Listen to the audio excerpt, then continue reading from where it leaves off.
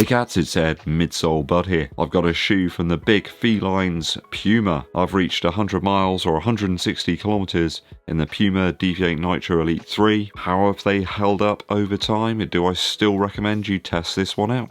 Let's find out.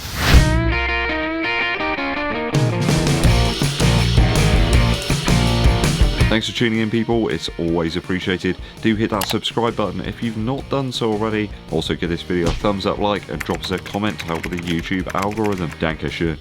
100 miles done in the Puma Deviate Nitro Elite 3. I've been training and racing in this one. I've got my experiences for you today in the shoe. This is one that Puma have sent over to me for review earlier this year, but they're not paying me to make this video, nor will they get to vet my views before my valued viewers get to see them. Otherwise, the shoe has held up incredibly well. Only real issues, I guess, are a bit of staining around the heel area here. That sort of heel collar's got a bit of a strange sort of green tinge to it. It's a bit weird. Other than that, the actual upper of the shoe's really easy to clean. It has got quite a coarse sort of feel to it, I suppose, but you don't really feel it inside the shoe. It's quite soft. This thinner ultra weave material that they've used here is very conforming to the foot. When you couple that with some of the Puma power tape that they've used to create a little bit of structure to the shoe, it really does work wonders. It's certainly been one of the more comfortable super shoes that I've utilised over 2024. Now, this one is still on the narrow side, especially in this lateral side of the shoe. I think if you've got a normal to narrow width foot, you'll be fine probably, but if you've got a wider foot, then I can't really recommend this shoe to you.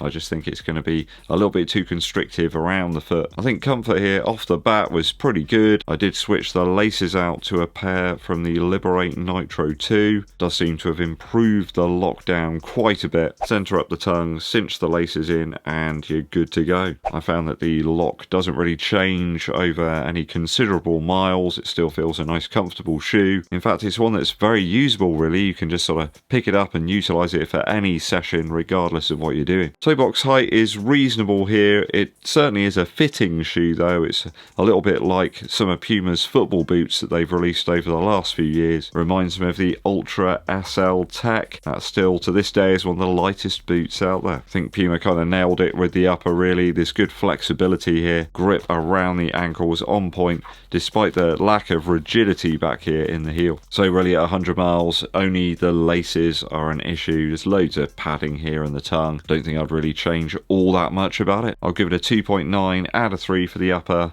over the 100 miles. Midsole now. Midsole wise, the Nitro Elite foam here is certainly on the softer side than the last two versions of the shoe. It is a bit softer, a bit more compressive, but it's held up really well over the miles. There's very little degradation here to the foam. It's still got that exciting feel which some super shoes begin to lose, certainly round about this point. Just as good now as it was out the box, just like the Fast R Nitro Elite 2 as well. That one was a total banger still at 100 miles. The midsole does make this one of the best value super shoes out there, if you can find it, that is. I think it retails for about £195 over here in the UK. I do believe there is a new drop of these coming just before Christmas. I think Start Fitness have even got a brand new colourway of this in. Literally as I'm making this video, lots of viewers mentioning they've picked that one up. They've been waiting for this shoe for a long time. Puma don't seem to have had that many sort of re-releases of it. At least now it looks like you might be able to buy one. The compression here really adds to the pot of sort of pushing down onto that plate in the mid to forefoot. It is one of the lightest out there as well due to that very airy foam and very minimal materials used here as well. I found the shoe great across the common race distances, though I think I'd probably favour it for the 10k and half marathon. I think there just might not be quite enough width in the heel for me for the marathon distance. There's some incredible compression here though. It is a very soft and forgiving shoe, so perhaps if you pronate at all you may have an issue here. Neutral runners probably be okay, so not the most stable back here in the heel, mainly due to the softness of foam, but it's exceptionally fun, and if you can find it I certainly recommend you test this one out. I'll give it a 2.9 out of 3 for the midsole so far. Outsole wise, Puma grip stuff and it doesn't let down. Excellent on pretty much any surface that I've used it on. was a bit wet in some areas on my long run on Sunday, but on tarmac and concrete, absolutely fine. Even on some muddy patches, it somehow still seems to have some decent grip. No signs of wear really on those heel strips here. I've got a little bit of discoloration of the foam, but it's certainly not affecting it in any way. It's not breaking or tearing or anything. Even on some wet grass, actually, this still managed to perform. I'm not sure how, but very impressive in terms of the outsole at this point. Not quite sure what it's made of, but it's certainly very, very durable up to this stage. And that's across the board on pretty much all the Puma models. The lugs aren't even that deep either, really, so it does beg belief as to what's going on. I mean, if you want additional traction that's going to work, you know, practically in any weather, then something like the Zoomfly 6 is always going to beat this. But if you're road racing and it's reasonably dry out there, you're sticking to roads and pavement, then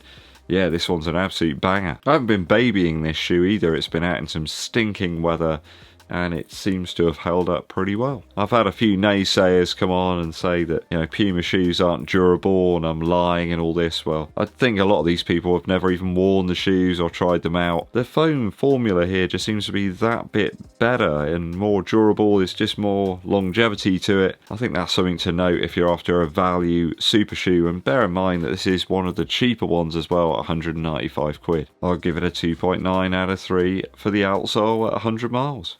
Value wise, at 195, well, it's 25 quid cheaper than the Metaspeed Sky Paris, 45 quid less than the Vaporfly 3, and well, you get the picture. I think with durability this good, no signs of upper degradation or tearing, rubber that actually sticks, great midsole foam, good comfort overall, and weight, it's one of Puma's best so far. I think the only major issue to contend with is availability, and it looks as if, at the moment at least, that isn't so much of a problem. But as a reviewer, it's a bit difficult to recommend something if it's really hard to get hold of, so hopefully they will continue to put a few more of these out so people can pick them up. In the UK at least, there's a few appearing now. Maybe in Europe it's a bit different, or in America as well. Let me know what the availability is like on these down in the comments. I think if you want to break into the start lines of more UK races, Puma, you've got to make these more easy to get hold of. All in all though, this is a top line racer from Puma, and I think you could get away with using it for training as well. Worthy of a place in my top 10 shoes of 2024. If you've not checked that one out, please do so. I'll put links in the description and at the end of the video. For the price, I'm going to give this a 3 out of 3 for value. It is a true banger from Puma.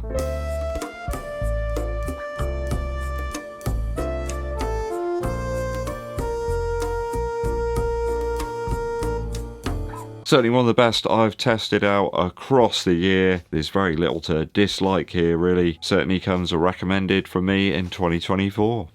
Very quick musical interlude for you. Today from Wizard. It's called Rock and Roll Winter. It's not as well known, this track, but it's a nice palate cleanser from the other famous Wizard track that you always hear at Christmas. Probably heard that one far too many times if you work in retail. Rock and Roll Winter's great though. It's got a bit more sort of space to it. It's a slightly more sedate kind of pace. Some fantastic brass here that accompany part of the track. Typical Wizard drums, you know, real big sound. In some ways it actually feels a little bit more Christmassy than I wish it could be Christmas every day, but it's still got that Wizard kind of magical sound. Definitely worth checking out and adding to your Christmas playlist if you just want something a little bit different that you haven't heard before. Rock and Roll Winter by Roy Wood and Wizard. Thanks for tuning in, people. Hope you enjoyed this 100-mile review. That shoe still feels absolutely fantastic at this point, and there's a few super shoes that begin to lose their luster. That is not the case with the Puma Deviate Nitro Elite 3. Hit that subscribe button and give this video a thumbs up like.